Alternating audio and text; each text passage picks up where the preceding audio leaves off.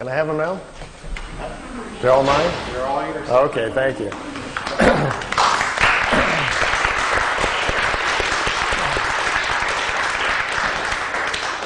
Well, it's nice to be back at Shift with all you fringe people. I kind of enjoy that. I never knew exactly what Shift stood for, so now that I know that it's fringe folks, I feel right at home. I got in. Someone asked me a while ago how I got involved in UFOs and what was the interest, and I had to. My mind kind of jumped back real fast. I was standing on the Great Wall of China. Anybody had the urge just to go roam in China and so forth? I was in China wondering what was on down the road, followed the wall for a while, wound up going west to Xi'an and out western China. And as you keep searching for things in life, your questions get bigger. You go out there like to solve a few things like, who am I, how do I fit into the scheme of all this, and then you find out that every time you cross a border, somebody's got a whole new set of answers, knows everything about it, and thinks that they have all the answers. So you cross another border and almost have to start all over again. So there was the journey out through China into Tibet and down to Japan and over into Egypt and so forth. And after running through a few countries, I had heard that there was a gentleman in Switzerland who apparently was having contacts and conversations, if you will, with someone from another planet. And I thought, oh, here's some good stuff. Let's go check that one out. So I saw the pictures, these beautiful, clear daytime pictures of these craft that were supposed to be from another planet. And it occurred to me, if someone was really visiting us from another planet and they were human and we could speak to them, imagine what we could learn from these guys. So I set off to go to Switzerland. Got there, and there was a farmer that lived there named Edward Albert Meier. Most people called him Billy. Turns out he got the nickname Billy because he likes, like a lot of people in Europe, they like to watch our Western movies. And he was very fond of Billy the Kid, and used to carry a gun with him, and kind of saw himself as a cowboy type. So he got the nickname Billy, and people started calling him Billy. Most of all the people who know him, though, call him Eddie, because his real name is Edward. So I got to this little small location up in Switzerland called Schmidruti, which is about 45 minutes outside of Zurich. And I'm looking for this guy's place. It's not on the map anywhere. And I stumble into a little post office. And the postal guy says, well, you found it. This is the Schmidruti post office. And I says, well, where's the home of Mr. Meier? And he says, oh, he lives behind the post office in Hinter Schmidruti. So I've been looking on the map for this Hinter Schmidruti, and it wasn't there. And it turns out he lives right behind the post office. So I got on down the road. Make a long story short, I went looking for him at the farm, and turns out he'd become kind of a recluse, didn't want to talk to anybody. He'd had contacts for several years. The European press had just, done nothing but almost ruined his life through ridicule and drawing attention to him and calling him names and so forth. And so he'd had a very difficult time for a while, and it kind of closed himself off to the outside world. He had pulled about 15 people around him to kind of help him with his information. They'd been drawn to come to live with him. So they were all there, and I had a little chat with them, and they were all very angry and upset. How dare I come to the farmhouse, blah, blah, blah. And I said, well, I wrote you a letter. And he says, what is your name? And I said, my name is Winters, Randolph Winters. Oh, we've been waiting for you. We have some things to talk to you about. He says, okay, let's talk. Turns out that they were interested in me and wanted me to know if I could stay for a while, which I did. And I stayed there for 3 weeks. And I painted the barn. I went out and worked with the cows and did fencing, and had an accident on a tractor where the tractor fell over. We had great fun as the tractor tumbled down the hill of Missus and flew over my hills. Had some exciting times for 3 weeks. I found out we had a secret underground pyramid they had built underneath the building over there, a very large full-frame copper pyramid that you could go down into the chamber, crawl up inside of, and sit down on the thing, and I tell you, you go off planet right there. This thing has an accelerator on top of it that sends your mind off into different places. When I was young, my mother taught me a little bit how the mind works and how you get outside of your body anyway, so I did my usual thing that I do. But inside that pyramid, which had been built for Billy by these extraterrestrials, they told him how to build it. It really accelerates your meditation and your thoughts and your individual spiritual powers. So there was a lot of very unusual things going on there. But I didn't get to speak to Billy. He was walking around behind bushes and behind trees, kind of looking at me and watching me, but wouldn't come over and talk to me. So I was told, just leave him alone. When he's ready to talk to you, he will. He doesn't talk to visitors anymore. This was in '86. The last visitor he talked to was like in '84. He really wanted to be left alone, so I left him alone. I stayed there the whole 3 weeks, went back home to Los Angeles, had to go back to work. Got home, a week later the phone rang. It was the farm back in Switzerland. Billy likes you. It's okay to come back. thought, great, like I just, got to run right back on Monday or something. So I had to wait a few months, and then I got more and more intrigued. They kept calling me, and so forth. And while I was there, they had given me this stack of notes to read. It turns out the pictures that I had seen, which I'll show you some of them in a few moments, these beautiful, clear pictures of these craft from another world, that was just kind of the end of the situation. As it turns out, Billy was brought to this planet. His spirit was put into the other side, the ring around the planet on purpose. He'd come here thousands of years ago, they said. They pull him into life occasionally. They understand how the other side works and how to pull spirits into body when they want to. Later on, I'll explain it a little bit to you if we have time or if that's something you're interested in. And it turns out that Billy's meetings or contacts had actually started when he was about 5 years old. He started getting these telepathic things and then visions. The voices got stronger and stronger. And when he was 7, the voice told him to walk out into the forest where he lives, the countryside in Switzerland, that someone was coming to meet him. He went out into the countryside to the designated area where he was supposed to go. And he says a pear-shaped object, not a round disc or a wedge or anything like that. It looked like a big pear. Remember, this is a 7-year-old boy reporting what he's seen. To him, it looked like small at the top and came down and came out at the bottom like a pear shape. It was chrome, very bright. Couldn't look at it. It was too bright. And it didn't set on the ground. It floated off the ground. And as he was looking at it, suddenly an elderly-looking gentleman with white hair came walking towards him. He didn't even see how the fellow got out of the craft. Came walking towards him, took his hand and led him back to the ship. Didn't say a word. Went inside of this ship. He was set down into some sort of small chair. There was a device spinning around his head. Still, the man had not said anything. And the device, as it started spinning, he said, then everything came clear. As he was sitting in there, suddenly all of his former lives came to him. Who he was, where he had come from, this other planet where he had come from, came back to him. They were restoring all of his memories from the previous lives that they had worked with him. They were getting him back up to speed so he could make a decision if he wanted to be involved with them again during this lifetime. He says within a few moments, all of the memories came back, and then they open up something very important, which some of you may be working with. You may be aware that there is a language that spirit can communicate with. It's not a spoken language. It is a language of symbols. The Hindus call it the sacred symbols, or combinations thereof. These are images that you portray in your mind's eye during meditation that open up doorways for you into other areas of thought. It also allows you to make connections with older life forms, your higher self. Gets into your Akashic or etheric records so you can find out things about yourself and other people.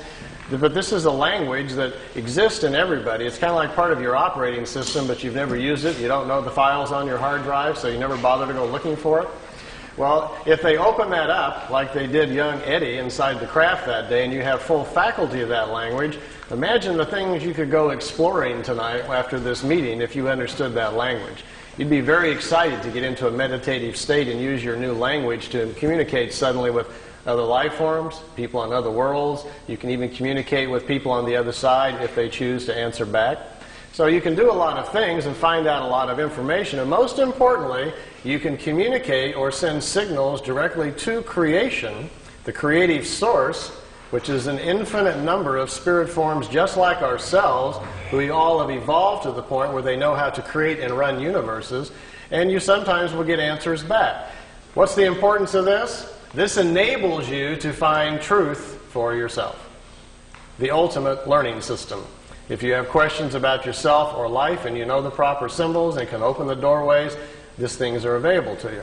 Well, imagine Billy, after sitting in this seat at 7 years old, all this comes back to him. All the language comes back to him so they can communicate with him. And then he steps outside of the craft and is sent back home. He's standing in a forest, 7 years old, out in Switzerland. Craft disappears. He goes back home. For the next few years, his education continues. They challenge him to remember things that have happened to him in his past and so forth, all about himself. So he has a very interesting childhood. Now, most of us, when we're 8, 9 years old, we're working on spelling between the lines and figuring out, 4 times 3 and so forth, and doing our painting projects. Billy made it through the 3rd grade. And at that point, one part of his mind was still learning math at the local school, and the other part of his mind is being crammed full of all these very high, sophisticated technical things that they want him to learn. As well as he can't sleep because at night the dream state is so serious and all the stuff that's flooding into his head that we have a very confused young boy here. So he didn't finish his education. Instead, he quit going to school. His parents weren't paying much attention, so Billy would leave the house in the morning, go out into the forest, be left alone, sit down in the forest by himself at 10 years old, go into his meditative state. The stuff would start flowing in. He got educated in the forest. Billy has not lived a life at all like the rest of us. He's never had a driver's license, never owned a car. He's really never even gone into town. He's been living out in the country his whole lifetime. Then at the age of 16, something very interesting kind of happened. On his 16th birthday, the voice he's used to hearing all the time, he thought would come in to wish him happy birthday, was getting very familiar with it. Instead, the voice changed, and it was another voice came into his head. It was a female voice that said she would take over his education, and now it was time to do some serious work. Let's leave home, the voice said. The voice told him to go to India and start studying, that they would direct him where to go. He was led out to India, to an ashram in Meier, India, where for the next 3 years he stayed in those areas and studied their philosophy, the different philosophies of man, went over into Tibet, crossed over there, studied with them, came back. During the 3 years, he had almost 100 contacts with these beings who started showing up in the disc, taking him aboard the crafts and moving him back and forth in time for his own education. When he was 19, he had to finally make the decision whether or not he wanted to go public, whether or not he would work with them to do this or not. Then they says, it's your decision. Now we're going to leave you alone for 11 years to get your life in order. You're a young man. Go get your wife. Go get your children started. Get your family started, and we'll be back. Well, he says, this isn't going to be real easy because I've already seen most of my life inside the craft. He says they have viewing screens that can show you the past or the future. He already knew who his wife was going to be. He already knew he was going to have 3 children. He already knew where he was going to live. He says, this isn't exactly fair. I feel like there's kind of a plan out there. I just have to kind of walk in the right steps. So he says, well, I guess I'll go to Greece where I'm supposed to go, and I'll be meeting my wife in about 14 days on the side of the road. And it happened, just like they told him. He met his Calliope. They were married on December 26th. He was 19, she was 17. They had to sneak across the border because she was underage. He made his way back into Switzerland where he went, and they had their children, and he settled down in the farm area where he was comfortable.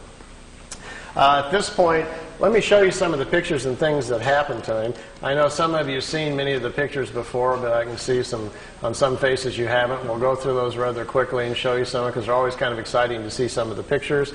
I've got the slide tray going, and I'm on a leash here. Maybe someone could help me start the slide projector. And I think we'll have to slide a little bit this way now, so it'll go by this gentleman. You got room to come to it if you want. All right, well, let's see what happens to us here if we can get an image going here. Do we have any control over lights here? All right, light control. And let's see if we get a nice image here or where we're at.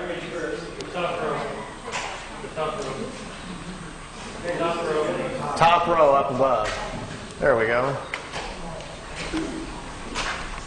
Well, we can kind of see him. Let's see. This light here is kind of getting on him, huh?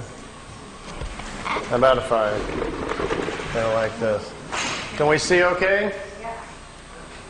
Now imagine if your young childhood has been like this and you've been in India and you come back to Switzerland where the rest of us in our normal life are, just getting our jobs and going to college, and instead you hear the voice in your head again. It says it's time to come out and start the meetings again, and the voice tells you to bring your camera this time, we're going public.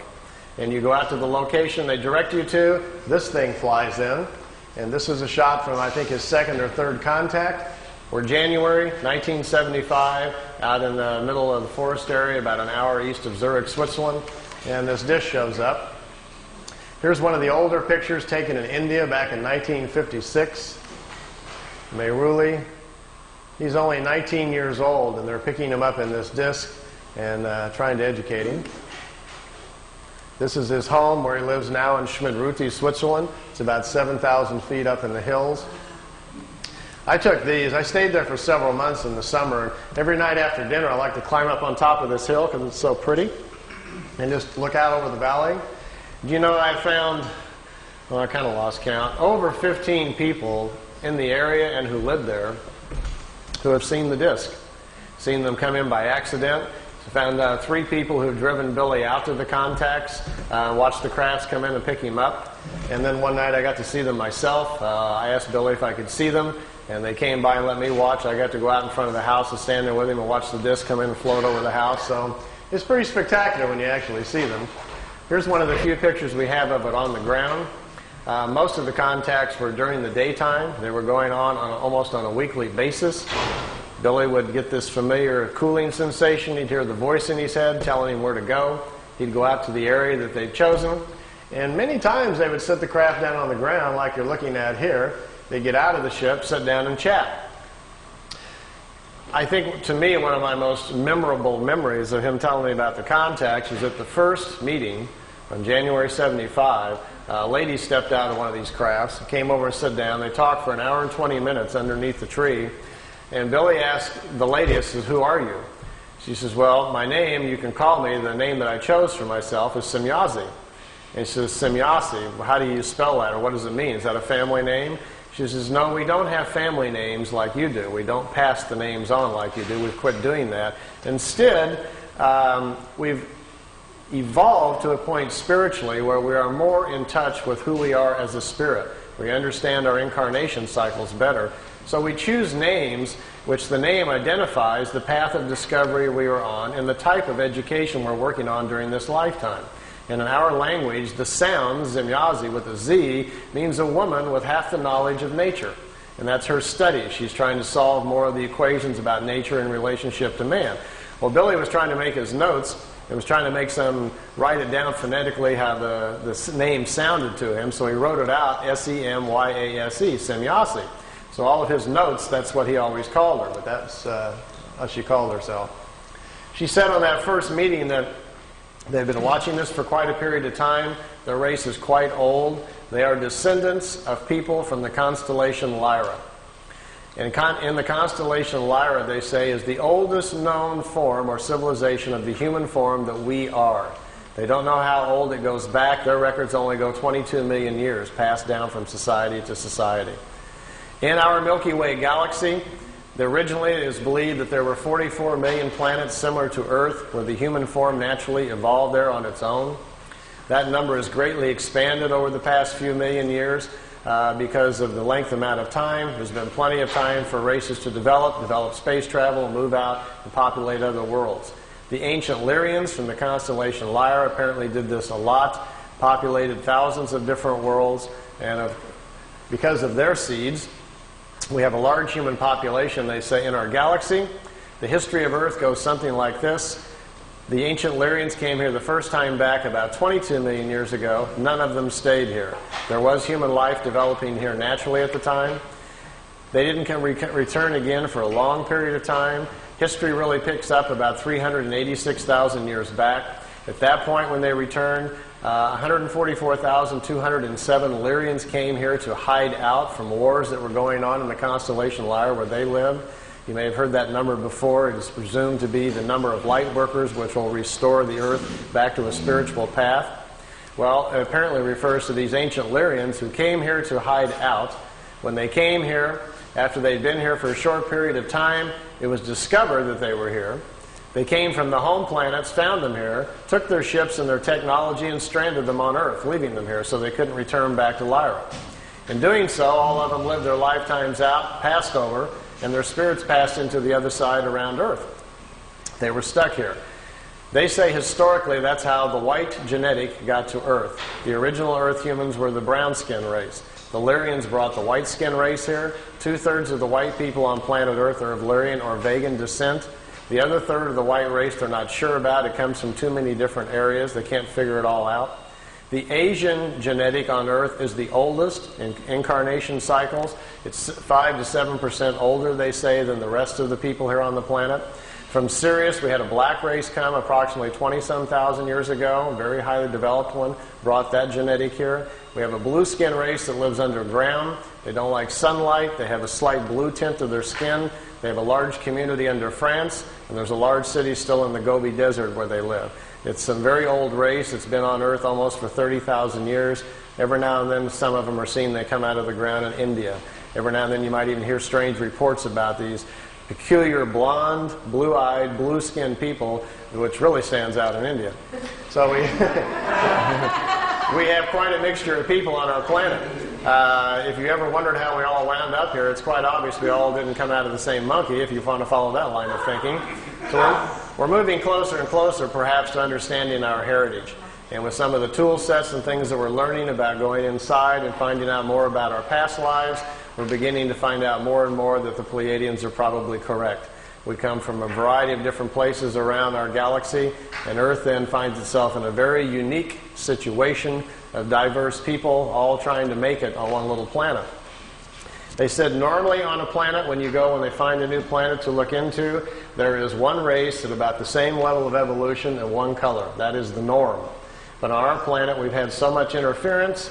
We now have people a very wide range of age, a very wide range of spiritual age on Earth, which makes it difficult to get along. You have a lot of very old spirits who can't get along with the young, and vice versa. Our biggest problem, they say, is overpopulation. Imagine for a moment I handed out to all of you some glasses. Remember those 3D glasses in the 3D movies? Well, imagine that I gave you some that allowed you to see spiritual energy. Suddenly you didn't see physical bodies any longer. You just saw the individual spirit. And you could also see the creational energy that made up everything around us, including the planet. So I'll pass all those glasses out to you here for a second. And as you put them on, suddenly all you will see is these little glowing images of our spiritual energy. And if, let's say, we backed out into space so we could see the planet, we would notice that around the planet Earth there are several rings. The first ring forms after the planet cools, and the very first forms of low single-cell creatures begin to form on the planet. The first ring forms. These rings are the other sides for the different levels of spiritual life that's on the planet. They continue up to 7 rings for the different life forms. After the animal kingdom, the lower orders, the insects and so forth are formed, the highest order of life, which is us, comes into existence. We are the 7th ring around the planet at the top. And they explain this to Billy because something pretty interesting is going on. Normally, in that other side, there's a balance of people on the other side. If we are in balance and living our lives correctly, there are 2/3 more people on the other side there is in physical body. That's because at our age of evolution, the average turnaround time on the other side is 152 years. And if people are living 70 to 75 years, then they spend twice as much time on the other side in between lifetimes before they cycle back in and come back into physical life. Our problem right now, we have overpopulated the planet so badly that there are too many young spirits on the other side. See, what happens is, let's say there's 5 billion people here on Earth, which there is right now, over that, and tomorrow about 50 million women become pregnant. Open up this window of opportunity for new spirits to come in. Well, with our glasses on, we can clearly look at the other side and see there's hardly any spirits on the other side. There isn't 50 million spirits to come in. They're already in body because of overpopulation. Now watch what's going to happen. As you watch the other side, you will see little dots start appearing, little glimmers. Those are brand new spirits being pulled into the other side. They're coming out of creation. Creation will sense that there are new spirits needed to continue nature's natural cycles. There's nobody on the other side. Creation flows new spirits into the other side so the cycles may continue. But what's our problem? These are brand new spirits who haven't had any lifetimes yet. And when they come into life, there is no accumulated wisdom to provide their intellect and aptitude, so they will have a normal life like the rest of us. So consequently, we have people coming in who cannot even manage the bodies they're in. They're very short on intellect and aptitude because they have no experience yet. So we probably will label them either sick, ill, we'll send them off to the hospital thinking they're insane or crazy, whatever. They'll have a very difficult time of it, probably die at a very young age. They see this as our biggest problem because we do not understand spiritually what our existence is about and how we really work with nature. So we're ignoring that. We seem very bent on pushing ourselves or worshiping with religions and belief structures which take us away from the basics of nature. So they see it as our major problem. And they said, quote, "We see you as an insane society rushing headlong to your own destruction that could only be averted by a change in mass consciousness." That was on Billy's first contact in '75. Judging by the evening news the last year or so, they were probably pretty correct. I'll dash through some of these pictures so you can see them. Here Billy's got them parking the disc by trees. He was constantly being asked if he could put it by known object, get pictures so they could test them out. So he had them parked by trees, fence posts, over lakes, anything that he could. Here he had the craft overhead and he was recording the sound of the ship so that they could check out the sound to see if there was something about it they could figure out. Didn't turn out to be so. It's a terrible sound anyway. Notice this craft is slightly different, has these unusual edges on it. If any of you have any context, or tonight you're driving home after listening to all this fringe information, and you hear a voice in your head and it says, look out your window, and you look out the side of the car and there's a white light following you, and the voice suggests that you stop the car and get out, and you find yourself slowing down and you pull the car over the side, and the voice says, would you like to, they'd like to meet you. Please park your car and step out. In the craft, you notice the white ball of light is coming down on the ground about 100 yards away, and it's setting down. You quickly look around. Wow, you're all alone. There's nobody out here. Should you be doing this? So you feel a little ripple go through your body. They're scanning you very quickly to see what you're like emotionally, if you're stable, if you're afraid, if you're, as they put it, tipping over in your mind. If you are, which you might be getting just a little excited because it's actually happening, they will send you another feeling to calm you down and let you know all about them, that they're friendly, that this is going to be a good experience, and suddenly you'll find yourself with all sorts of courage and so forth. Find yourself parking the car, actually getting out of the car going, can't believe I'm doing this, I'm actually walking out and meeting the spaceship. Craft sets down on the ground, lights go out, somebody walks out of the craft and walks towards you. As you get closer, you feel this ripple go through your body again. They're calming you down. What do we do when we meet somebody? We generally ram out our hand and shake hands, don't we? And then we shake and we get a feel of that other person, and then we check them out physically, look at their eyes and so forth. And we size each other up very quickly to see whether or not we're going to be comfortable with them. And we make a quick snap judgment about whether or not we like this person, and et cetera, et cetera. Well, they don't do that with a handshake. They do it mentally. And that last ripple they'll send through you is kind of their hello. You will know all about them, you will feel them emotionally, and they will make you feel comfortable, so there's no need for the handshake. The time they get up close, they may suggest something like, if you're not in a big hurry to get home tonight, if you'd like to go for a ride on the craft, we can take you aboard the craft, we'll take you anywhere you want to go in the universe, we'll explain all the mysteries to you, you can sit in our little education seat like Billy did, ask any questions you want, and they will be answered. All we ask, to be allowed to listen to your thinking. We're fascinated by your thought processes. If we can listen to your thoughts, then we'd be glad to take you for a ride for 2 or 3 weeks. Now, if you agree to that, which most of you probably would, after asking them if they could block out a few thoughts that you don't want them to listen to, they say, come on aboard. You find yourself going aboard the craft. Notice if it happens to be a ship like this with the unusual edges on it, this is their more advanced ship, and it's capable of moving in time. The older ones can't do that. So your questions this way can be a lot more complicated. You might want to go back in time and watch the pyramids being built, or see if Moses really parted the Red Sea, or did the crucifixion really happen, or whatever historically might interest you. You could possibly ask these questions, and perhaps they would take you back and let you see for yourself. Well, they'd probably take you out there for 3 weeks. You'd have all these magnificent experiences. You could go to other planets, see other worlds, see other societies. Maybe even go back in time and watch yourself being born, or visit yourself when you were alive 300 years ago. You can do some rather amazing things if they would let you do them. Then they bring you back. You may notice on your chronograph watch that 3 weeks has gone by, but by now you have an understanding of time because they've educated about it, and you're not surprised if they bring you back the same moment that you left Earth time. And you get out of the ship and walk back over to your car, and your car engine's still warm, no time has passed on Earth, and you've been gone for 3 weeks. Now you get in your car and drive home, what's the first thing you're going to do? You're going to get on the phone and call us, aren't you? You're going to call somebody. You won't believe what happened on the way home from the shift meeting tonight. I've been out here, I've seen this, I've gone here, I've seen all these amazing things, and what are we going to say? Oh yeah, sure, all that happened right on the way home, right? You got any proof? You haven't been gone, 20 minutes, so we're not going to believe a word that you say. If you're lucky, maybe they allowed you to bring back some samples of some kind, rocks or something from another world. Maybe you brought back some food things we don't understand. Billy has a peach tree in front of the house he brought back from another planet. When visitors come over there, they go eat a peach just to see if it tastes different. He has some unusual vegetables in his garden. On the desk in his office, he has crystals and rocks and stones that he brought back from another planet. Nothing that, too exotic that really twists your mind too much, but just kind of different than what you're used to seeing. If you were real fortunate and had a camera with you, you might be able to take some pictures of some other places. That would be kind of fascinating to have a look at. So these kind of experiences don't happen too often, but if they do, and that's the ship that you see, make sure your questions are big. Because we want to know all about it, don't we? This is where we live. This is an artist's drawing of the Milky Way. If you flew in a craft up above the galaxy, notice out here there's a little yellow box on the bottom left there. That's where we live. That's where Earth is.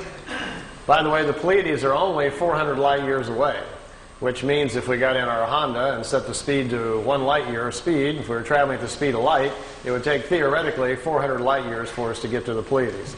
But the Pleiades are just right there in the neighborhood. It's 53,000 light years to the center of our galaxy. So we're going to have a very fast ship to get anywhere. Even to get to the Pleiades, who's got 400 years, to get there? If we have time and you're interested, the theory of the crafts, how they work, how they dematerialize them, and how the power system works. If we have a chance later, if that's somebody you want to know, I can draw that out for you and show a little bit about how they're designed, if that's something you're interested in. This is what our galaxy looks like from the side. It's a spiral galaxy, similar to most other galaxies. It's a very normal one. Here's some more of Billy's pictures of 2 regular-sized ships, and notice the 2 on the top are slightly smaller. These are remote vehicles. They're in our upper atmosphere, hundreds of them all the time. When you talk to people that claim that they're having visions or ideas, or they think they're psychically connecting with the Pleiadians or the Arcturians or something like that, in most cases it's with these little remote discs. They pick people, 20, 30,000 of them at a time, and they broadcast visions and ideas to people. They're generally never from Orion or Arcturus or Sirius or whatever like that. They find out that people are far more interested in listening if they think they're making a connection with a far-off ET than they are with a metal disc that happens to be a mile over their head. So understanding our mental capacities, these little remote discs fly around the planet quite oftenly, sending out their ideas and visions you pick up in sleep and listening to your thought patterns. They're intrigued with our thinking, they say, because they've discovered that the average person on Earth can live 75 years and spiritually only grow 6 or 7 months. They look at us as a spiritually dormant planet, that our lack of understanding about nature and how things really go make us more of a study than anything else. We are so misled, they say, by all of our belief structures and things that exist on our world. The time we survive through, our kindergarten grades, our schooling, and our early years with our parents who mislead us, not on purpose, but they do because it's how they were taught. The time we get to be 10 years old, there's so much stuff in our head that we can hardly get life straight. Well, you all know how that works. You can't wait to get out of the house and go out, and what happens? By the time you're 30, you run off and go to an S meeting or something to figure out what's wrong with you. Then you maybe go to a psychiatrist, or you come to a fringe meeting like this, searching for answers. We're all trying to figure it out, aren't we? And usually about the time you get to about 40 or so, you kind of getting a handle on everything and figuring life out. By the time you're 50, you got it nailed, but then, you're going downhill, and gee, you wish you'd have known all this when you were 18. So our problem is we just need to live a lot longer, don't we? If you did have a craft at your disposal and they picked you up, you might want to go visit some of the other planets.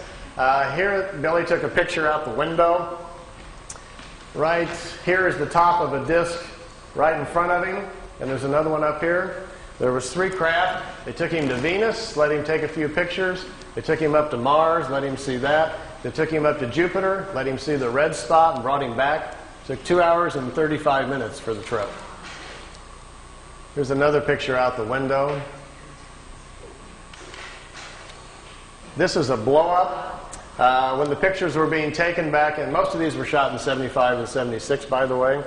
The pictures, the agencies, the CIA, and most of the intelligence community were very fascinated by this when it was going on. This is actually a computer blow-up. It's a process picture. It's been digitized back in the 70s by a CIA office in Zurich, Switzerland. They were trying to understand the propulsion systems or learn something about them from these things. And this was one of the pictures they chose. Billy really didn't get that close to the ship. It's just been enlarged and filled in. But it makes a very dramatic looking picture. For those of you who might be slightly scientifically oriented, let me give you a crash course. See this bar right here? This is a very important factor in what makes this ship work. This craft basically doesn't produce what we would call anti-gravity. All matter is comprised of atoms. Follow me on this. It has electrons and protons. We have electrons spinning around a nucleus, right? So the concept is that anywhere you would go in our atmosphere or in the universe, anywhere you go, there are atoms or subatomic particles that have electrons. Well, As long as you've got electrons around, one of these things will work. This device actually is designed so it will swim within electrons. That's what it's doing. Here's what happens. Down at the bottom, right here in the center, we have a reactor for power. We have a rod that goes up to the center. And up here at the top, we shoot a charge, a very positive charge.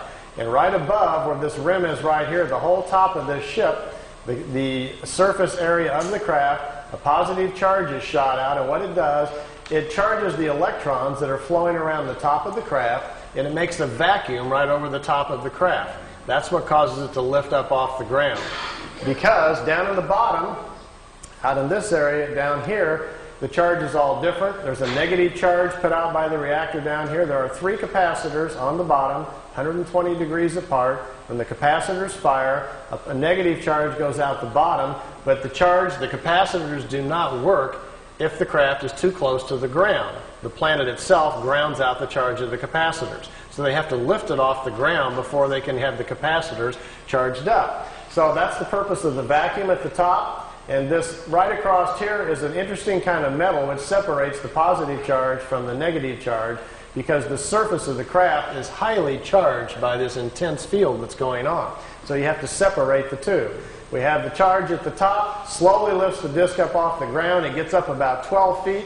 The capacitors down at the bottom, there are 3 of them in a triangle form down at the bottom, charged up. As soon as they kick in, the flow of electrons then moves down the side of the ship, gets out to the edge, and electrons have a very peculiar nature. They will not turn a corner. And when electrons get out to the edge of the right out here, they accumulate. And this accumulation, as soon as the charge gets high enough and they accumulate to a certain point, a field goes all the way around the craft, and that's what you see glowing at night if you see a disk.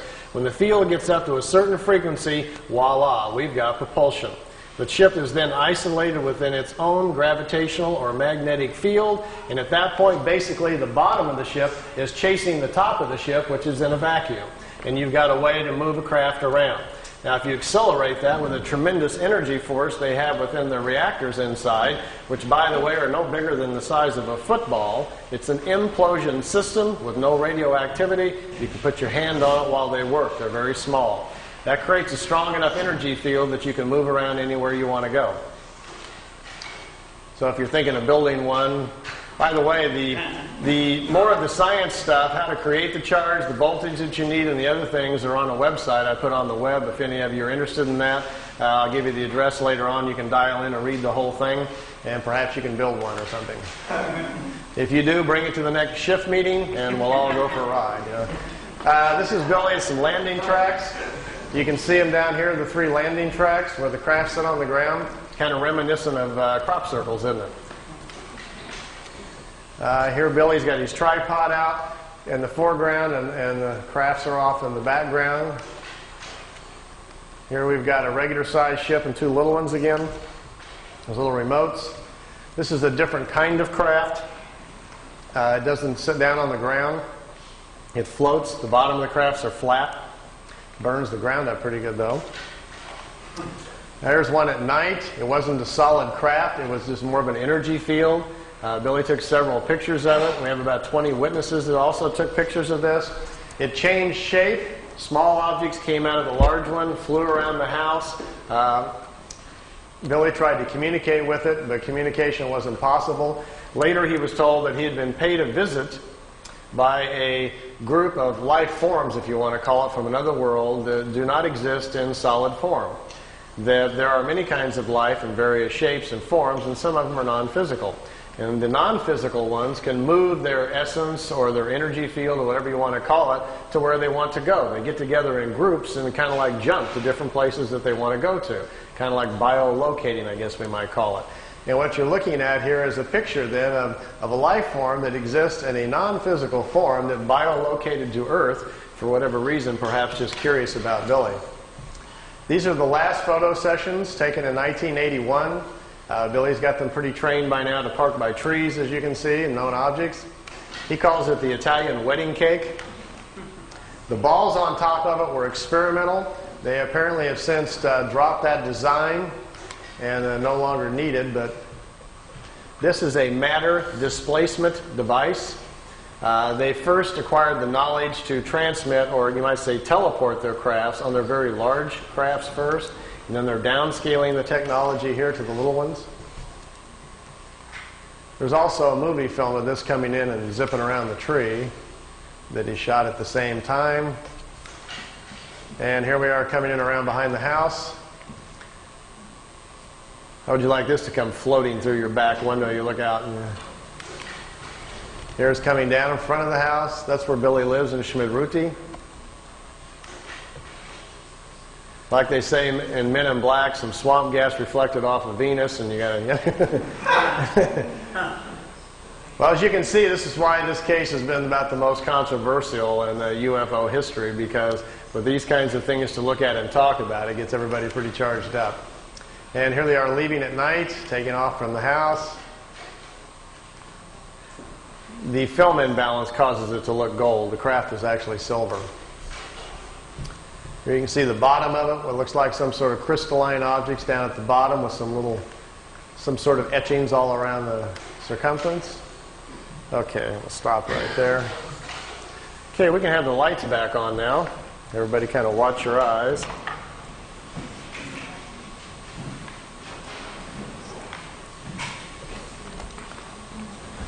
We're back.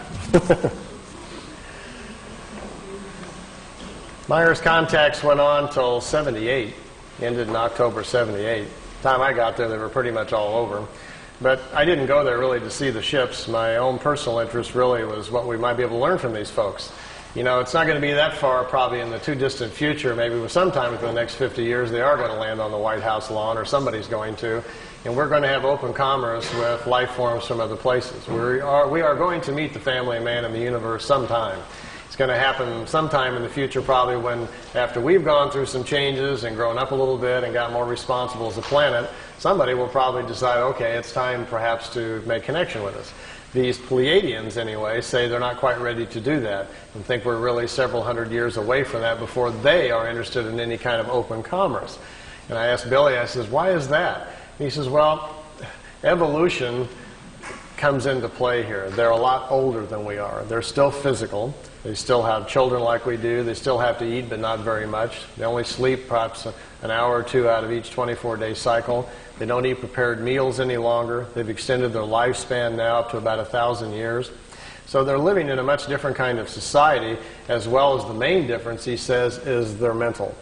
He says talking to them is like interrupting a monk in the middle of meditation or something. And then you find out the monk has an IQ of 1,000. You don't even know what to say to this person. They're tremendously intellectual. They know what you're thinking before you even hardly get your thoughts together. They are tremendously insightful about our emotions. And they look at us almost, not unkindly so, but almost more like in a lab experiment. Like we might look at, some ants or a horse or something. There's a vast difference between us intellectually and mostly morally. He says they've evolved a point on their world where they live a lot different than we do. There's this very small population there. There's only around 400 million people on the world. We have 5.5 billion people here. If you've traveled around the world very much at all, this is a pretty crowded place. The planet itself looks like there's nobody on it when you fly up in the air a little bit. But then you go to our cities and we're all just standing on top of each other, aren't we? You'd think we would spread out a little bit and share the space, but of course that's not good for zoning laws or making money, so I guess we won't do that for a period of time. They have no major cities on their planet because, for one, they don't have economics like we do. They don't have government quite like we do either. They have more of kind of a wisdom system where they find the smartest people in certain areas and put them in charge of certain things. What a concept. Perhaps if we did that. Yeah. Remember 2 or 3 weeks ago when they were trying to get us to go bomb Iraq again, and all the signboards were out in front of the White House? Somebody was holding up a sign which really summed it all up for me. It said, "Smart bombs, stupid leaders." And I said, that is the sign of our times right now. They're on the media trying to convince us to go over there and bomb a bunch of people and kill them again, And most of these people that are going to die, we're not at war with these people. They're scrapping for a living over there, trying to feed their children. So that's where we are at as a country. We have smart bombs but stupid leaders. we obviously have to make a few changes here. On their planet, for instance, if you have a Department of Agriculture, we would all get together and find our 10 smartest people about agriculture, and we would put them over here in a building, call it Smart Guys About Agriculture, and we would ask them questions. Well, we don't do that. Instead, we hire smart lawyers from South Carolina who just allocate funds for this and then take it back for that and stick it over here. Our whole government's based on shuffling money around, not about anybody knowing what they're doing up there. So if we would actually change our system to something like this, we may be on the beginning inroads to fixing some of our problems here. If you go to their world, it's seemingly very, very quiet. There's no cars. It's very peaceful. Billy says the people, for the most part, looks like either they're asleep or they're all in a trance. He says they're very, very mental. They communicate very openly, like in an open consciousness, like an open phone line. And he says there's something going on he didn't understand quite at first. He says, because we're not doing any of this. Imagine that all of us had become mentally so powerful that not only could we listen to each other's thoughts, but we got to the point where we could really honestly tune in with nature and understand it. You could really communicate with a leaf, and you could literally talk to a rabbit as it was walking by you. We were really tuned in with the world we were living in. And then it fell upon us, as the elders of the planet, to do something about a deteriorating environment. And all of us got together, and we knew the answer. We knew if we took part of our mental force and projected it into the atmosphere, we could not only clean it up, but we could put an energy into the atmosphere which would help all the creatures in nature. Everybody would live longer. We wouldn't get sick any longer. Our metabolism would change, and we could control the quality of our physical life.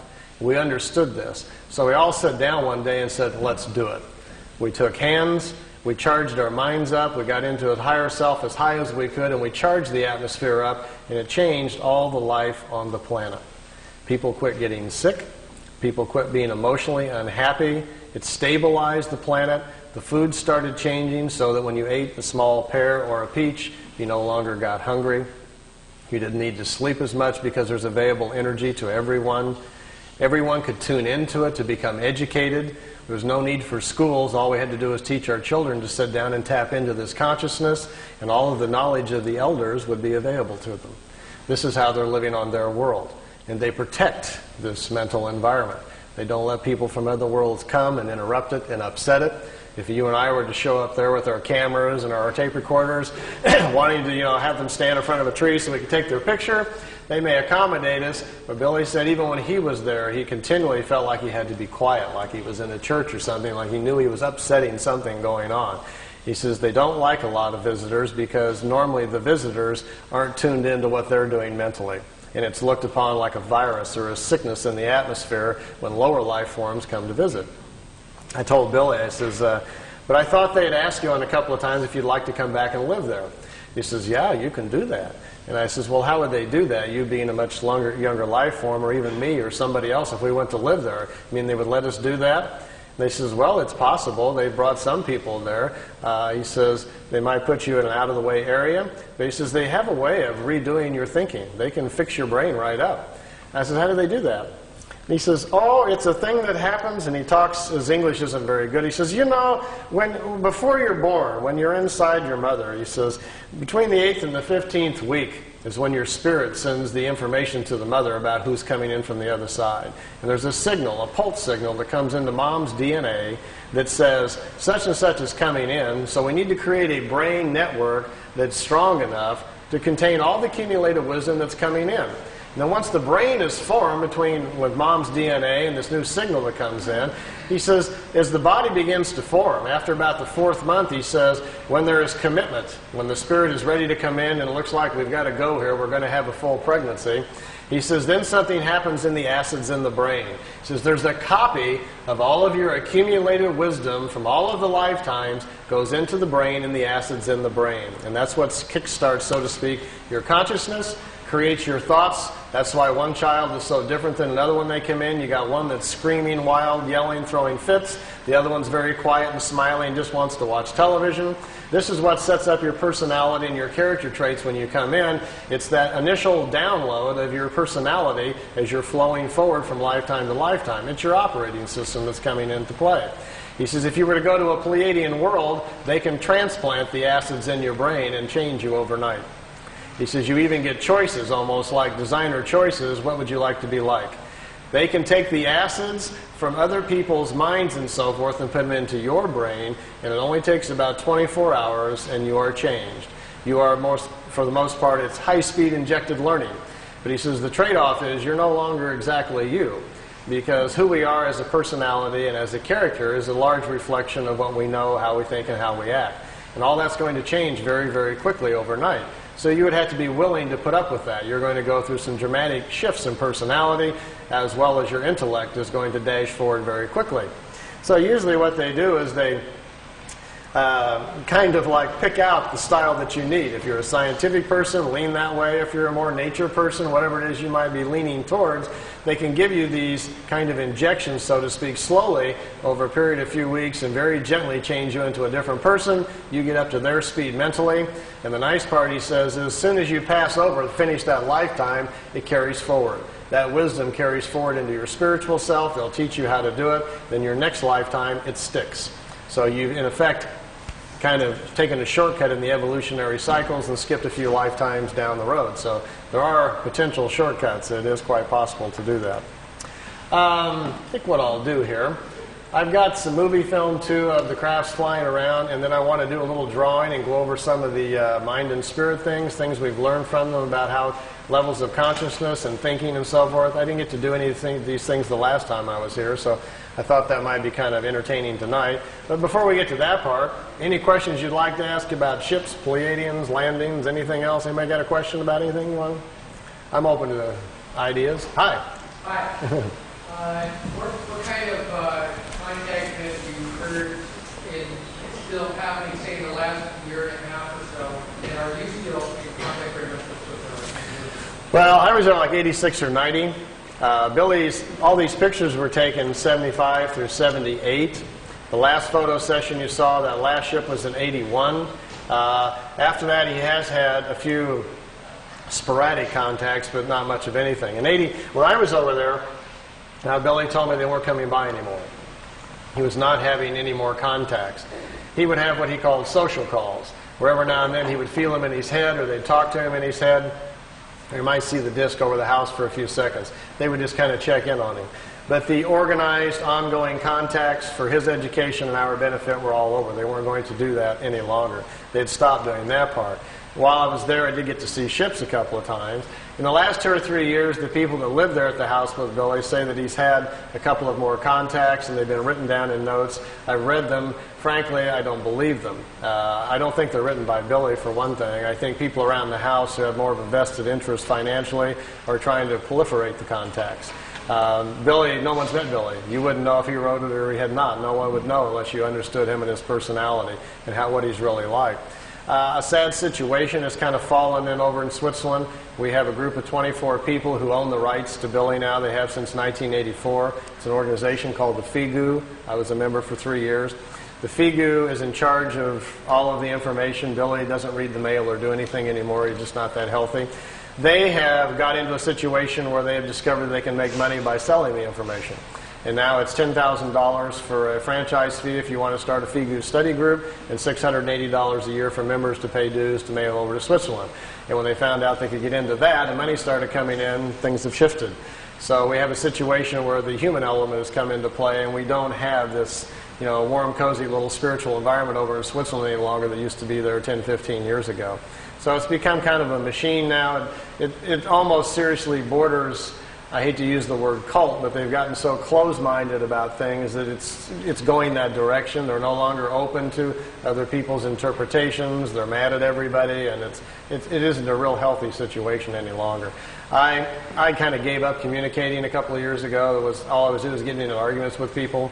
Either they're mad that I don't come over anymore, or they're mad I wrote a book, or they're mad I'm doing this or that. And it's not why I went there to begin with. I was just a traveler on the road, stopping for my own personal experience and education, much like you go to the pyramids or the Great Wall. You go to benefit yourself and to learn and keep moving on. And they were mad at me for stopping in and moving on. I resigned from the group in 1990. I wasn't mad at anybody. I just didn't want to be part of this group attitude any longer. I started getting nasty phone calls just because I would talk to other people and they didn't want me doing this or that. And I said, this is getting really out of hand. I said, I'm not a follower type. quite plainly. I'm a road traveler. I'm a troubadour, if nothing else, or a vagabond. So you got the wrong guy to try to control and put the screws on. So then they sent me like a 5-page contract to sign that I wouldn't talk to anybody and only do what they told me and blah, blah, blah. And I just kind of chuckled and laughed. I said, last-ditch effort of a desperate group. So I made a nice videotape, sit down in the living room, thanked him very much for the experience, but resigned from the group, and thanked Billy for the experience, and I haven't been back over there since. So I'm just still going down another road, still looking for things, you know. Anything else you want to chat about? Have you got some contacts on the Pleiadian itself? I did at Billy's, and they were in such an unusual way that it sounds pretty strange. I can't do it on my own. When I was young, my mom was part of what was called the National ESP Board in the 60s. We had a guy named Harold Sherman, Little Rock, Arkansas, was teaching the government what ESP was. My mom was one of those 5 people they brought in that was clairvoyant, and underneath it all was the government trying to see if we had these unique people who could see what the Russians were doing or whatever, you know. My mom could see what was going to happen tomorrow. She couldn't see beyond that, like short-range, clairvoyant type. And because she could do things and was very into it, at an early age, my mom taught me all about the crystals and floating things and where the different areas of your mind are. So I knew a few things when I got there. And Billy recognized that right away. And when he did, he says, "How much do you know?" And he sat down, we began to talk, and I found out he knew a lot more than I did. But I understood the basics of it. So he says, "Try doing this." And he would give me some mental gymnastics to do with symbols to see how strong I was. And then I would get in the pyramid to try it to see if I could cause things to happen and so forth. Well, I got to a point after a little while that he would say, "Well, I'll meet you tonight. You go to bed, and I'll give you the symbol to use, and I'll meet you, and we'll go aboard the craft." He says, "Okay." So I would go do my breathing things I was supposed to do, and I would invoke the symbols and lay down, do my thing, and get into my blank mode. Then I would hear his little bitty voice, "Hello, Randy." And the first couple of times it happened, I jumped up. I thought he was at the door. It kind of spooked me. But he wasn't at the door. He was up there waiting for me. Billy gets out of his body as easily as you and I walk out the front door. He gets out of his body, and then he came to get me. And after I didn't do it right the first few times, and I got onto it, then next thing I know, I'm on board a craft, but it's like you're a fly on the wall. No one talks to you, addresses you, and I would watch Billy communicate with them, but no one ever would look my direction. I never felt anything. I was strictly there as an observer. And I don't know how he actually did it, but I can't do it on my own. I never got to go out on a craft all by myself physically or anything, but I had months of experiences like that. And mostly I was told the reason that they would do that, without having gone through the early childhood of opening up the spiritual language in my mind, they said that most of the people on the planet who are of that old Lyrian genetic are older than most of the other people, and if they are, buried inside them already in their spiritual side are the old memories of the Lyrian lifetimes. And as Lyrians, they've already lived on worlds that are far more advanced than the one we're on right now, so it'll come to them easier. So they said all I really needed to do was be exposed to the ideas, and the whole chapter would come back to me. So that's kind of what happened. And with me, Billy would just give me a few things and kind of grin and says, "You got it?" And I'd say, "Yeah." He says, "Go outside and figure it out." I'd go sit down and think about what he talked about, and I could walk back in and explain it to him for 3 hours. Stuff just started coming back very fast. So he says, "We don't need to teach you as much as we just need to wake you up. And once you're awoken, then you can go do whatever you want to with it." So that's the kind of context I had. Yeah. Yeah? Well, when you talk about Lyrian entity or other cultures or whatever, Yeah. aliens, if reincarnation is a fact, I mean, you can't tell the Lyrian, I mean, what do you call Lyrian? Lyrian. By walking down the street, because No. the bodies are not going to be all in one. Right, we're all mixed up. No license plates, anything there. No, we can't really. For the most part, the ancient Lyrians, when they first came here, stood out quite a bit. They were 7 to 9 meters tall. They came from different worlds with different atmospheric pressure, so they'd be easily spotted. He says this is what went later on to much of the Greek myth and the folklore about the giants. The Lyrians also are the people who in the past have taken earth people and mixed them with fish and with animals and other things, creating the old stories of mermaids and different things. Those things actually kind of happen. But their bodies, after a few incarnations, will deteriorate down to normal size because of the sun that they're living within. It will come back down. So, no, we can't really. And because we've mixed up 7 or 8 races on Earth that are now even more than ever beginning to intermarry and mix up, there's another big problem, which I'll explain after the break, about how our spirit doesn't go in the right place. We're doing that a lot. We're getting people out of their normal paths where they're not coming in where they're supposed to and when they're supposed to. And that causes problems and puts them within different families where they're out of step and so forth. So there are things that are going on. And I'm going to explain that to you in natural order on the second part here a little bit. Yeah? You get 2 questions. Yeah. Hopping the Atlantic, what's your current feeling on the Florida connections that you've worked a little bit on the past? And if you're still in contact with it or feel good about those connections in Florida, has there been any kind of mental communications that have come through? He's referring to a case I looked into in Miami, Florida a couple of years ago. There was a fellow that came forward, said he was having contacts with the Pleiadians, and had some pretty good pictures. Some of the pictures were good, some of the others looked very homemade.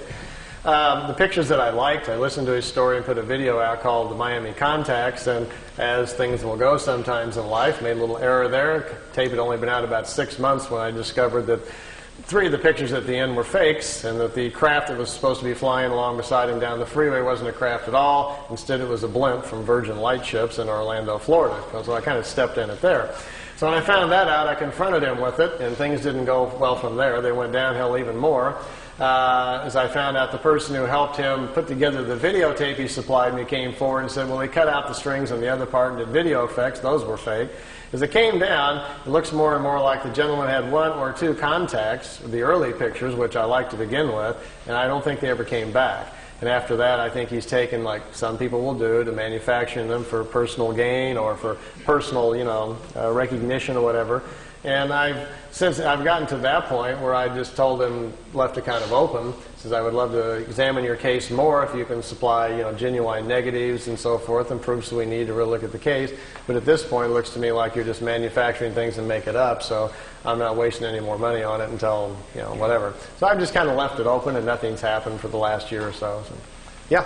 Yeah, I used to be into making pyramids years ago. I built some rather good size. I had a 3/4-inch copper plumbing pipe. I followed many books on it.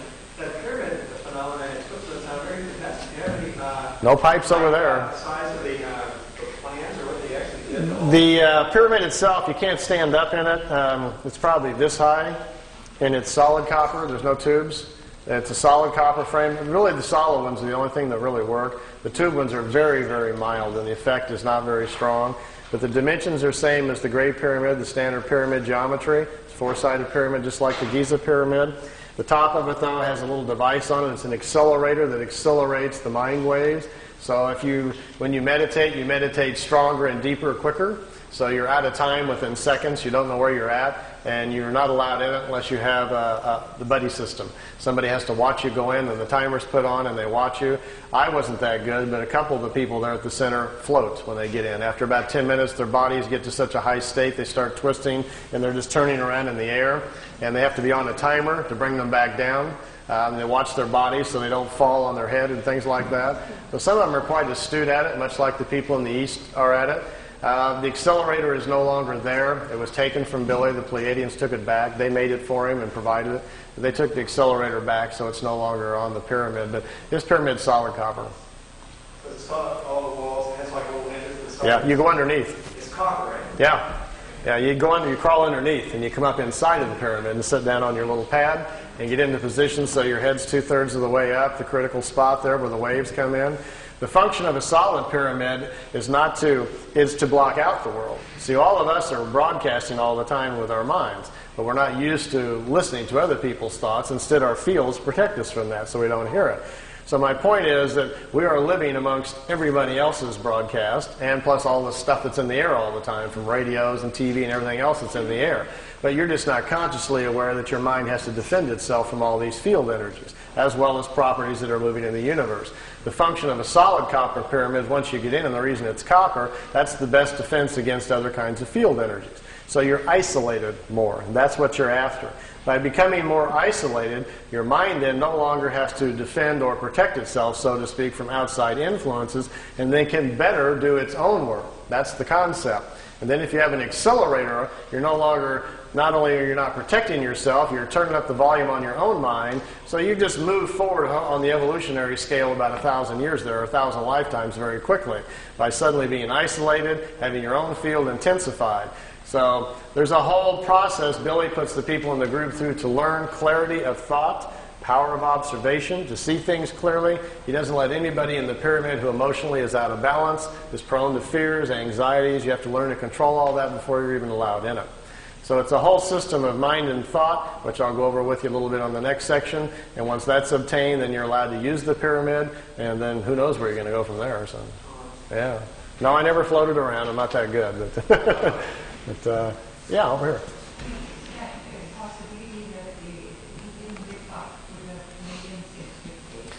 They said that they were, after the third year, they told him that expectations were 32%. That's about where it was at. The contacts were stopped because Billy's health was failing rapidly from trying to control the group around him, which was getting very out of control. Once the people around him learned what was going on, it settled in on them, the levity of what was happening. This concept of being special set in on too many of them, where they thought they were better than everybody else and they'd been handpicked somehow for the planet. And that thinking got carried away and the group just got very out of control. And at that point, they says, we stop at this point. It no longer serves our interest. So to them, in many ways, and they told Billy throughout the 3 years, that much of this is a test to see how people will respond with open contact with us. We'll have physical contact with you. The people that live around you, we will not have physical contact with, but they will be made to know it's for real. We want to examine what happens to the human condition when it tips over, when reality steps in and takes over your current thinking. And most of the people at the center did not do very well. The original people all became, like, as Billy calls them, pit vipers, all snapping at each other, jealousy, infighting, arguing. Suddenly everybody hated each other, fighting over money, who's sleeping with who, and it became a real nightmare. So Billy was like, stop, stop, stop, this is becoming a madhouse, and then at that point they stopped it. It went a lot longer than expected. Let me show you something. See these tapes? This is Billy's whole 3 years of meetings. There's stacks of paper this high, all of his notes. I took them and put them all on audio tape. This is the whole 3 years of his meetings, and they're in chronological order. As you listen to the tapes, it will tell you, even after about the third or fourth meeting, already they were considering stopping because they could see that it was too fragile for people. It says, we can only take this so far. So they decided to kind of test it out. And all along, all throughout the contacts, they were always very concerned about that. In almost every meeting, they would discuss someone living at the house, how they were thinking. This person is dreaming incorrectly, becoming very fearful. This person is becoming overwhelmed with their ego, and they're starting to get jealous. This person is trying to make the other one look bad. They were studying everybody's human condition. And so to them, it became kind of like a laboratory thing, and Billy was kind of like sitting in the middle. He's got all these 10, 15 people in the house behind him that are going berserko, and then he's trying to keep his cool and get them to keep coming back. I think 4 or 5 times on there, he's literally almost on his knees, please come back. I want more education. Let's continue. And they kept saying, like, that's enough. It's time to stop. And at the end, on the last contact in October 78, they put him under what they called a probation for a year. If everybody could get themselves together and calm down, they would start them again. But it got worse. Instead, people just went nuts around the house, and Billy says no more, so they didn't come back anymore. Yeah. Those big volumes that Wendell Stevens put out, really rigorous translations, how complete or accurate? Wendell Stevens was the original investigator on the case. That's how I found out about it. The notes, Billy's notes, the 1,800 pages of all of his typewritten notes, Wendell has a set and I have a set, and Wendell made the messages from the Pleiades books out of those. Wendell didn't change anything. What Wendell did was leave things out that he didn't think people were really ready to hear, and most of that was pretty much all the spiritual stuff. Wendell's not comfortable with that. You must remember that Wendell's more of a nuts and bolts, chase the UFO picture kind of guy. So it was his decision just to leave a lot of that out of the books. But from what I've read in him, Wendell didn't make any effort, neither did I, to try to change anything. And we just figured, let the marbles fall wherever they do. My book, The Pleiadian Mission, is a little different. I actually went to Switzerland because Wendell and Lee wouldn't give me all the notes. And so when I was traveling on my next trip, I said, I'll just go to Switzerland and get them myself. So when I did, I was interested in all the stuff that wasn't in the Messages books. Of course, the Messages books weren't all out yet at that point. So what's in mine is pretty much, most of the book is 67%, 60 to 70%, mostly the spiritual stuff, which is what I was particularly interested in. The book isn't about the UFO case. It's about the Pleiadians, how they live, why they came here, all about Earth, our history, what a creation is, what a universe is, all about the incarnation and the cycles and everything. These were the things, the questions that I had, and that's predominantly what's in my book. So your book is your book a summary then of this huge case? Yeah, in my words. Yeah. And I think in some ways, not to put Wendell's down at all, I'm a big Wendell fan, I love the guy, but my book is probably more accurate at the things I talk about than his, because Wendell wasn't interested in a lot of those things.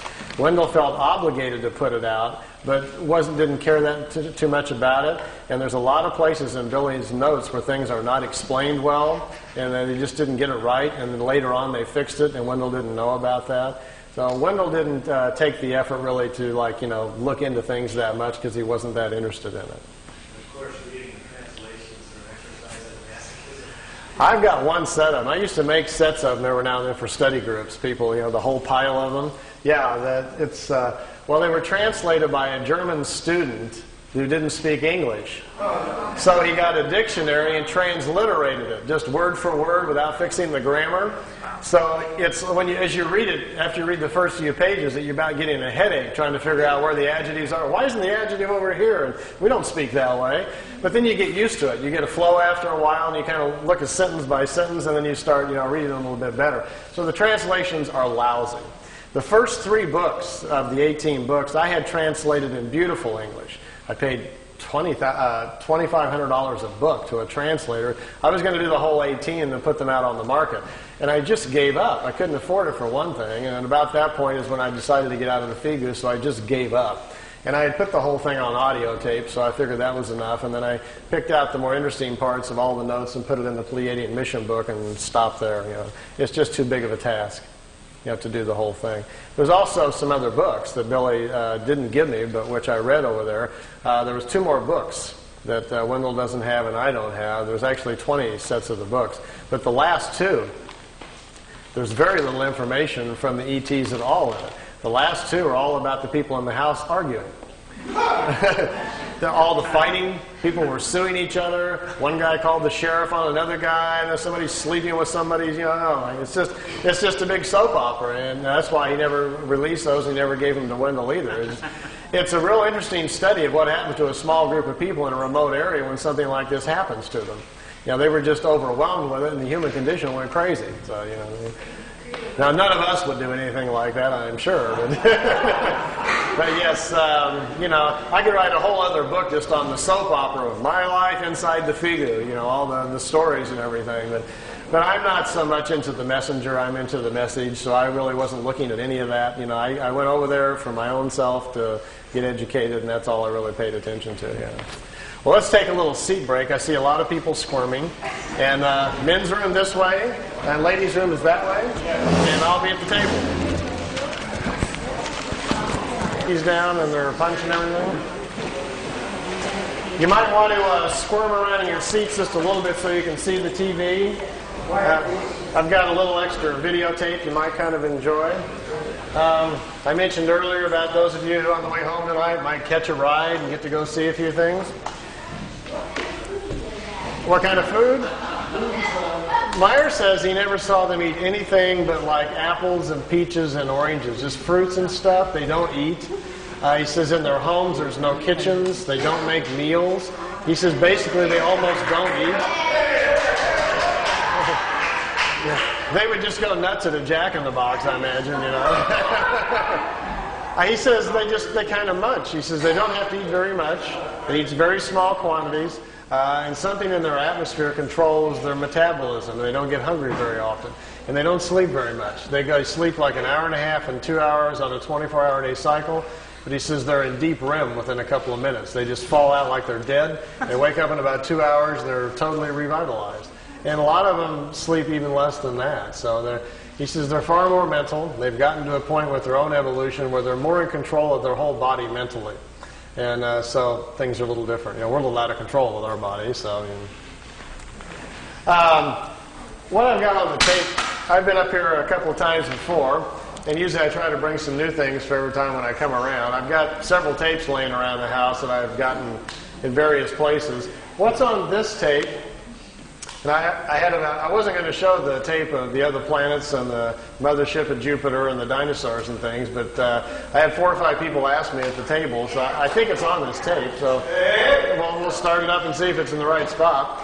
So I should tell you a little bit about what it is. So I know it's a fringe group, but I don't want anybody falling off their chairs there. So imagine, if you will, that you did get a chance to ride on one of these, and you said, just as a lark, gee, could you take me up and show me some other planets? And they do, and you start seeing satellites and other equipment around Mars and so forth, and start asking questions. And they tell you, well, there are projects going on your own planet that are already going up to the moon and Mars that they're not telling you about. And these satellites you're looking at and this equipment is part of joint efforts by America and Russia on one group, and also the Germans, the technologists who survived World War II and on their own are already building communities up there. They're way ahead of everybody else. So there's some stuff up here that you're not seeing on the evening news. So I'm going to show you a couple of those things. As well, at one point, Billy asked if it was possible to go back in time and actually see dinosaurs. He was just, kind of goofing to see if it was possible. And they says, well, yeah, it's possible if you would like to do that. So the pictures, there's 4 or 5 pictures on here of dinosaurs and of a prehistoric Earth. Like I tell everybody, I can't tell you if they're real or not. They're just interesting to kind of look at. He says he went back in time to a prehistoric planet, that he actually got out of the ship and saw prehistoric creatures. He got back in the ship with his camera and took some pictures of them. So those should be on here too if I've got the tape anywhere close to the right place. And then I brought with me, which I haven't shown in quite a while, just for you to see. It's a few minutes of the crafts flying in and zipping around a little bit. There's several different segments, and we can look a little bit at that. And then I want to go over some of the mind and spirit things. Okay. Last time I was up here, we talked about doing like a workshop on the weekends for people who are interested in more of the spiritual stuff. And we're thinking about doing one this Saturday, but that's not working out. So I'm going to go over a little bit tonight about what we do at the workshops, and I'll give you a taste of what we'll do. And then for those of you that are interested, we'll get together with Charles, and we'll come back up this summer sometime when we can get it organized. And then we'll do it on a weekend. We can do it 1 day or 2 day. If we do all of it, it takes me 2 days just to get through everything, if there's enough of you that are serious about doing it. I have my own copper pyramid that Billy made for me that we use in groups, and I'll teach you some meditations, and I'll teach you some of the mind things, different areas of your mind, how to use the symbols and find them. So it's kind of fun stuff if you're interested in following that kind of path. As well as we'll go over some things about the universe and how our cycles, our incarnation, how the rings are formed, and we'll have some fun with that and try some things. So we'll do a little bit of that tonight. I'll go over just a little bit. So let me see what I'm at on this tape and see if I'm anywhere close to where I want to be. Oh yes, here's Venus. Its first flight around our solar system. Here's a picture of Mars. By the way, this is not a professional tape. As you can see, these pictures are in a picture album, and I've just got my camcorder out, and Wendell and I are flipping through the pictures. So this is not a produced tape for you to look at, so it'll probably never be on the market, but at least you get a chance to see some of these pictures. This is Mars just from a different direction with the sun very bright on it. Now, here is Mars, but here's one of these satellites. It's in orbit around Mars, made on Earth, unannounced, and is in orbit. This is the spring of 1976, and this device is in orbit around Mars. I don't know exactly who made it or who put it up there. Here's another one. This is Mars again, and here's the light panels, solar panels, and the satellite equipment in orbit around Mars again. This is a different one. This is a dust storm on Mars. Billy wanted to get close and try to take pictures of artifacts. You've all heard about some of the Sidona Plaza on Mars, about the face on Mars that Richard Hoagland and other people have been looking into. Billy published a paper back in the 70s talking about that. There was a race of people lived on Mars. They had a terrible catastrophe about 186,000 years back. At the time, there was about 40 million people killed on Mars, and they're all gone now, of course. So there were societies there, and we will find quite a few remains of their civilization once we get up there. Here he's on board one of their large motherships. This is the side or the edge of a saucer that was parked inside as he was walking by it. Here's Jupiter. Here's the mothership in orbit. They're flying into it to go aboard. It was 17 miles high and about 10 miles in diameter. He spent 3 days on it. They went to different places in our galaxy to show him around. This was the craft that was right in front of him as they were flying into it. He took a picture of that one. Here, again, is back at Mars. These aren't in any particular order. Here's another object in orbit around Mars. And look, here's an American flag on it. So there's a couple of things that they put up there that the military's put up that we don't know about. This is a picture of Billy in a suit. He's on a prehistoric planet to see the dinosaurs. He's got a breathing apparatus on. This is a Pleiadian man. And they've stepped outside of the ship so he can see the animal life on this prehistoric world. Got his picture taken too. That's pretty good. This jumps back here to, remember the Apollo-Soyuz hookup, us and the Russians back in '76? Billy asked him if he could go up and watch it. They said, okay. They took him up. There's several pictures here of the Apollo-Soyuz hooking up with Earth in the background. Some of the wildest pictures he's got. I mean, just look at the vantage point. The planet's in the background. How else would you get this picture unless you were up there at that particular vantage point? Not a lot of people have that in their photo albums, you know.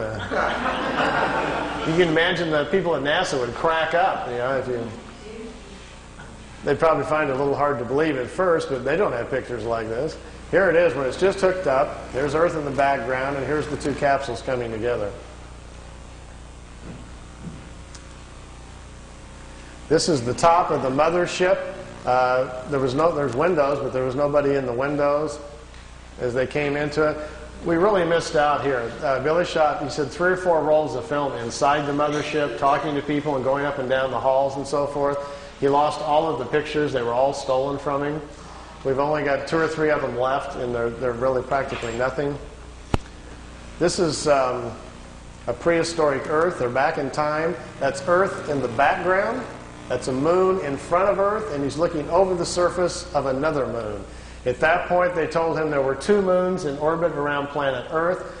We think we're about 60 million years back. Here's another picture over the surface. Neither one of those moons is currently the moon that's in orbit now. The moon that's in our orbit now, they say, has only been there around 5 million years. Look at this one. This is another piece of equipment in orbit around Mars, and it's huge. It's like a space station. And it's in orbit around the planet. It's also from Earth. We haven't heard anything about that, have we? Here's the dinosaur pictures. Billy's back inside the ship, and there's a viewing screen in the craft, and he says he's taking these pictures. Here's our first dino.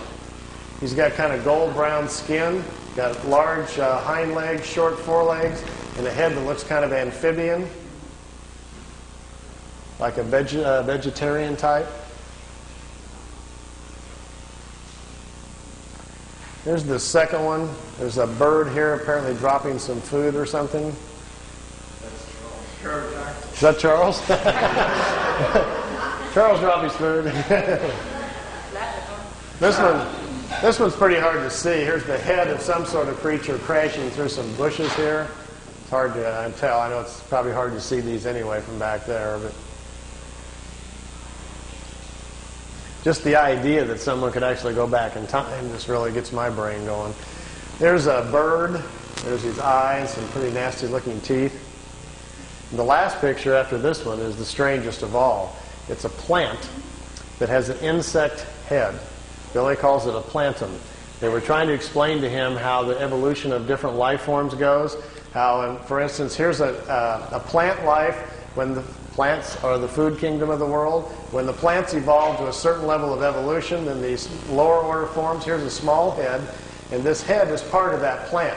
There's these 2 little eyes. It's an insect, the beginning of insect life on the planet when the food kingdom has evolved high enough. There are 7 different stages, they say, of spiritual energies or creational energies on a planet that create the many different kinds of life forms. There's a transition from one kind to the next. Ours is the 7th or the last one. We have to wait until the animal kingdom has raised the evolution of the body material high enough so our cycles can start. Okay. Oh, I didn't know these were on here. These are some of the Miami pictures. Some of the ones that I didn't put on the tape, because I'll kind of go through them here. Here's the kid in Miami. His name is Manny Escondon is his real name. He's taking notes. Here these discs came in. His girlfriend took the pictures.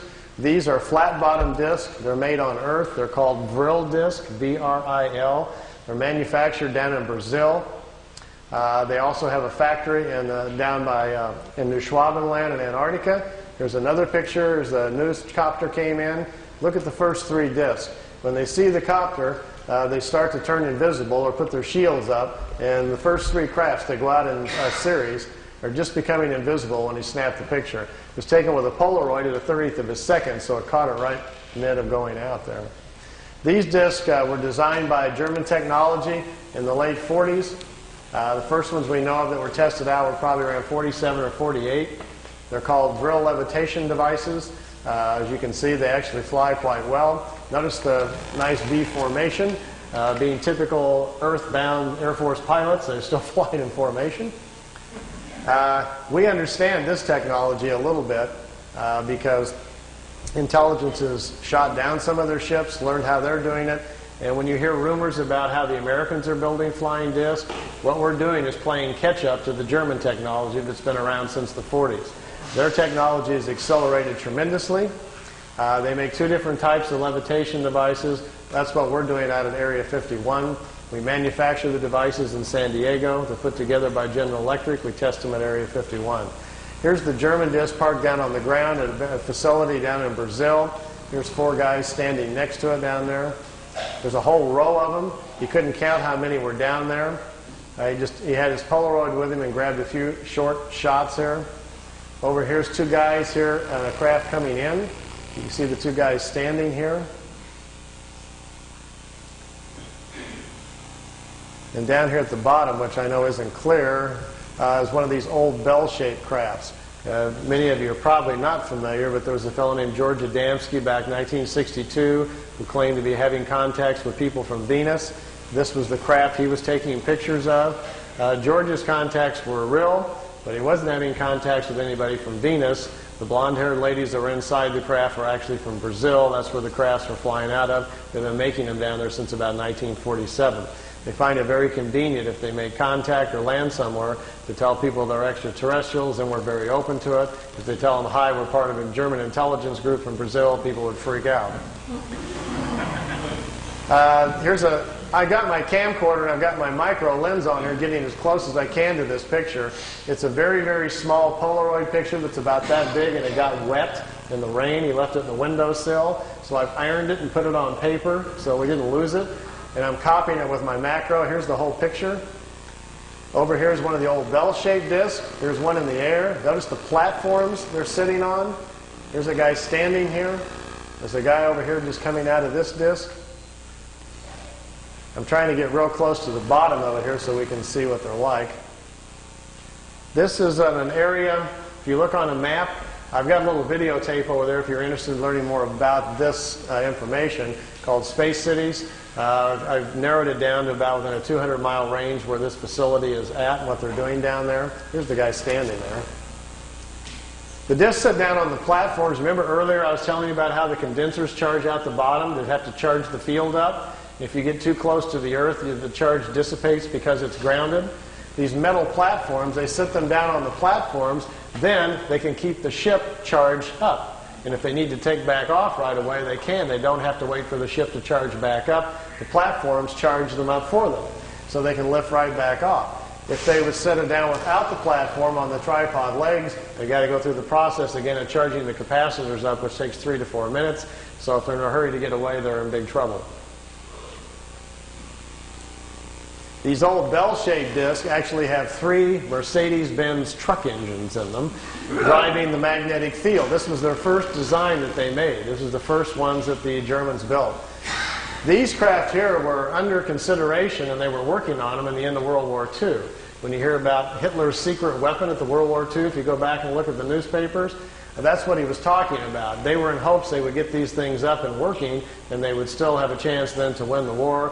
Fortunately for all of us, they did not, or we'd all be speaking German today. Interesting side effect, too, once they finally did get them up and working, they made lousy war weapons because the field around them prevents you from dropping bombs or anything out of them. It ignites the bombs. So it took them a while. They don't even have weapons on them for a while, and then they had to come up with other kinds of devices. This was the first pictures I saw from the kid in Florida of his German contacts, and to my knowledge, I still think they're his best and perhaps his only contacts. I think he probably had a couple of contacts from these people. They came, they took him for a ride, it looks like on one or two occasions, and then perhaps they never came back. So we found this situation on several people around the planet, so it's not an uncommon situation. And this is from ET technology, but it was before 487. It wasn't ET, nothing to do with ET. It wasn't. No, just good old German intelligence figured it out. I can tell you where they got it. It's kind of a long story, but basically it came from German people who had traveled to India to study the concept of the Vril, the energy of the universe, and they were trying to figure out how to levitate their own bodies to move in time. And they came back and they explained it to people what they were doing in India, how they were trying to travel in time. And some German engineers tried to build a machine to travel in time, but when they turned the thing on, it lifted up off the floor instead. They didn't time travel, but it floated. And they stumbled onto the idea of how to make what's called a Vril levitation device. We think they did that probably the first time, and sometime probably around 25 or 27. And then the concept laid around in private circles for a while, and then became a potential thing during the war, and then really didn't happen until after the war. These are Billy's pictures, some of his early movie footage. We got a car going down the highway over here, and the trees blowing in the foreground here, and here's the disc. They're trying to show him, just allowing him to take some movie film of the craft. This is a few minutes long, so if you want to ask any other questions, feel free while it's running here. I'll just kind of let it run. You can see they float. The field around the craft that supports it, the ship is kind of in its own self-contained environment, so it floats on the gravitational wave, much like a boat on water. And when they blink out, what is the technology there? They really don't go anywhere. They figured out how to make them invisible to our eyesight by controlling the frequency of the field around the disk. It's just a trick. They set the field up to a certain frequency. It bends reflected light. We can't see it. You and I don't see direct light. We see reflected light. Sun bounces off of me, goes to your eyeball, and you see me. This is a demo right here, I think, where it blinks out. If I put a very strong magnet, for instance, between you and I, right here to interfere, you keep turning it up, eventually the magnet will attract the photons that make the light and bend them, and they'll go the other direction, and you couldn't see me, but they can see me over there. But you wouldn't be able to. So that's the basic theory we think they're doing. They've just figured out how to cloak themselves by bending light and causing our eyes not to see it, because they don't go anywhere. They were clear to Billy that the craft is still there. If you're inside the ship, you can still look outside and see everybody else, but they can't see you. And yet we can see objects beyond them on the Blinked outside. out. Yeah. Yeah, they're blinked out, and it'll come back on in a second. Blinks There's in. a Japanese documentary which showed this thing blinking out, and then it showed frame by frame. It showed a green light emanation just before it blinked out. Well, this is from that documentary. Oh, I see. That's where it came from, yeah. Billy shot 9 sections of movie film and gave them to Junichi Yaoi in Japan, and they put together called Beam Ship, the movie footage. Originally it was called, a film came out in Japan called Contact, and then the Contact bombed at the box office. Nobody showed up to watch it. And they previewed it in Kansas City about 1982 or something like that, and people booed the movie. They didn't believe it at all, so they took it off. And so then it came out on videotape like 7, 8 years later, and all this footage was on it, Nobody was too interested in looking at it. See how the craft just kind of floats? Let me move on down because there's several on here. And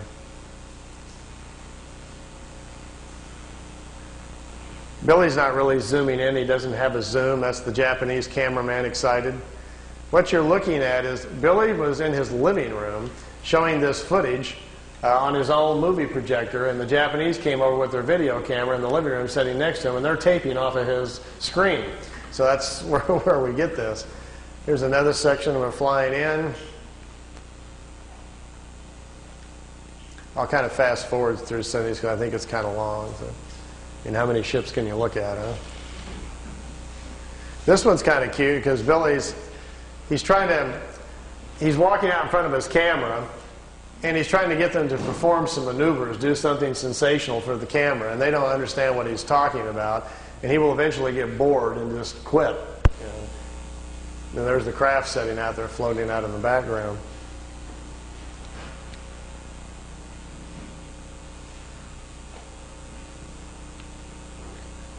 But the best ones are still to come. Let me move on down the road here a little bit.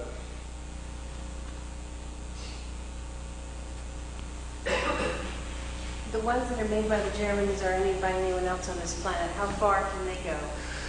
We're not sure. We think the Germans have pretty much solved the whole problem. From what we understand, they are able even now to, they're going to other worlds. We don't know the distance with which they can go. We don't know for sure whether or not they've figured out how to be interdimensional or not. The ones that we're building are very beginning stages things where the crafts are still taking off with rockets. They get up in the air, they turn the drive on, and then the craft then operates from there. They're not taking off and landing with the drive units. We're a little behind in the technology here. Here's 3 of them out there floating around.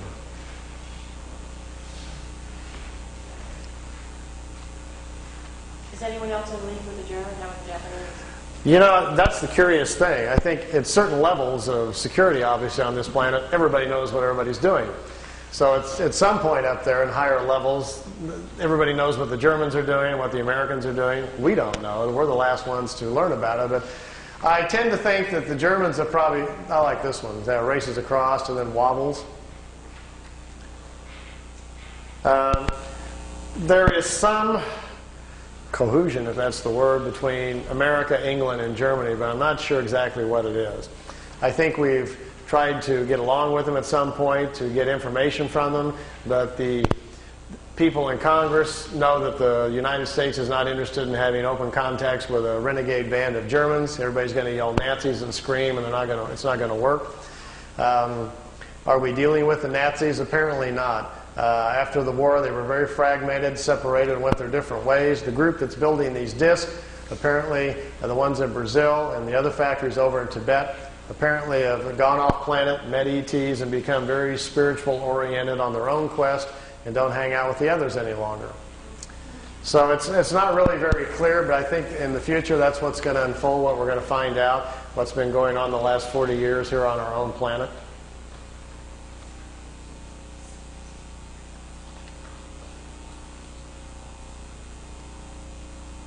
Notice when they go to the right or left, they have to tip it up, and then it kind of staggers to the right, staggers to the left, like an old Star Trek episode or something.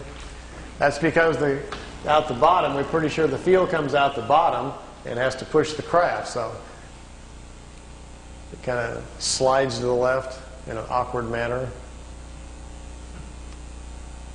They're not really designed for slow speeds or idling, you know. So they can go really fast against the... They're not very good at slow speeds. But this thing about traveling beyond light speed to go to convert into like spiritual thought energy? Lights, please. Yeah, one more thought on that, and then we'll kind of get off the engineering here. You obviously can't go that fast. We already know there's something called the mass speed correlation theory, where we cannot accelerate any matter beyond a certain point and it implodes upon itself. That we already know. So even if I had a ship here today, we all got aboard for the price of admission tonight, we're going for a ride. We went out and got in the ship and got inside of it and punched the button to say, go to, where do you want to go? Let's go to the Pleiades and say hi to the folks. Well, we couldn't fly there in the ship. It would take, even if we had the speed of light, and we'd be going 400 years to get there, so we don't have that much time. So they have obviously come up with some methods to move the craft much faster. I've had a couple of talks with independent engineers that are designing things, you know, for JPL and NASA on what their theories about it, just to see if they were thinking along the same lines at all. I says, how are you ever going to accelerate anything that fast? He says, well, you're not. What you're going to have to do is make it interdimensional. You're going to have to change it from a physical form to a non-physical form so it can move at the speed of subatomic particles. And when we do that, we're not sure what's going to happen. That's kind of what they're doing. They dematerialize the craft. It's converted into a non-material state that contains its own map or programming. And then when it's in a non-material state, it's no longer in reality, in the three-dimensional world. And once it's not there, it steps out into what scientists generally call hyperspace, which is another reality where material matter doesn't exist. And in there, time is different. A single second in the timeless is equal to millions of years in reality. So you can benefit from that, like stepping into the fast lane. And then, if you have correctly included your mapping and parameters within your non-material state on where to go, you can zip up and down the universe then in hyperspace in a non-material form, going wherever you want, and the clock is standing still. They said the idea of folding space isn't real. It's a clever thought, but that's not really how you do it. Space is not being bent or folded. You're just changing your own essence to do this.